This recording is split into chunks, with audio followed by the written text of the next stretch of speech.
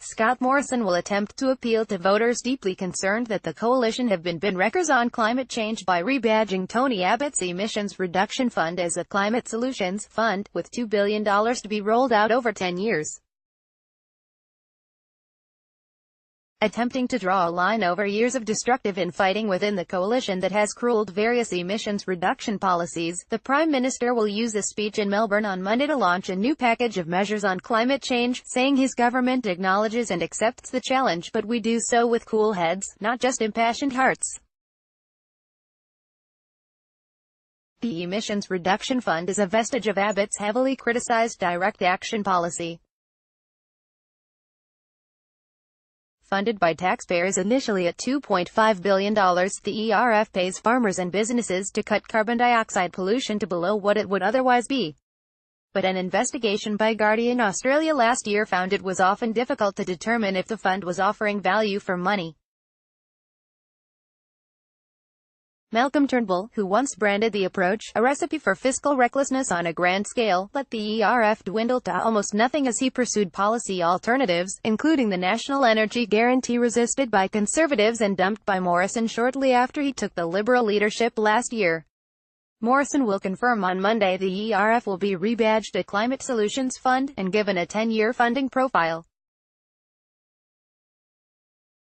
The rebooted fund will partner with farmers, local governments and businesses to deliver practical climate solutions across the economy that reduce carbon emissions.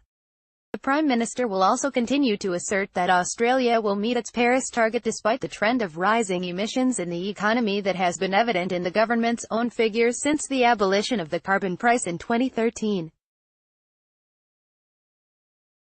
But a chart released in advance of Monday's speech makes it clear the looming abatement exercise will rely significantly on accounting measures as well as on practical emissions reduction. According to projections done last December, the government will count a 367 megaton abatement from carryover credits, an accounting system that allows countries to count carbon credits from exceeding their targets under the soon-to-be obsolete Kyoto Protocol periods against their Paris commitment for 2030, to help meet the 2030 target. It is also factoring in emissions reduction from Turnbull's pet project, the Snowy 2.0 expansion, which the Morrison government has not yet formally signed off on, energy efficiency measures, an electric vehicle strategy that it has not yet unveiled, the rebadged Climate Solutions Fund, additional hydro projects and just under 100 amount of abatement from technology solutions which aren't specified, and other sources of abatement such as projects under development but not yet contracted.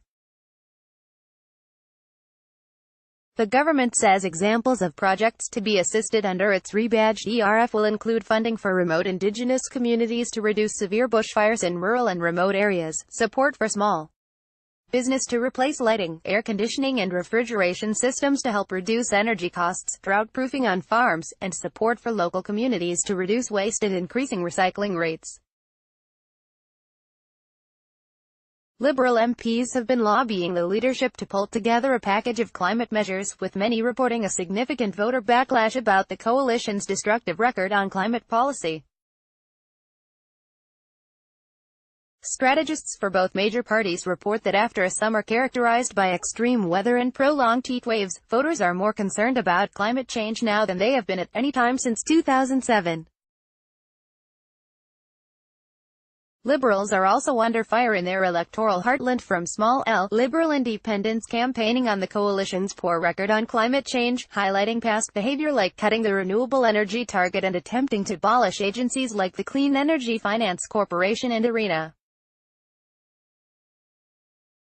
Morrison will on Monday attempt a course correction, saying the government is committed to meaningful, practical action on climate change, without damaging our economy or the family budget. We will continue to play our part in meeting the global challenge of climate change in the 21st century, the Prime Minister will say. We will do so without taking a sledgehammer to our economy, without putting our electricity market at risk, without putting pressure on electricity prices,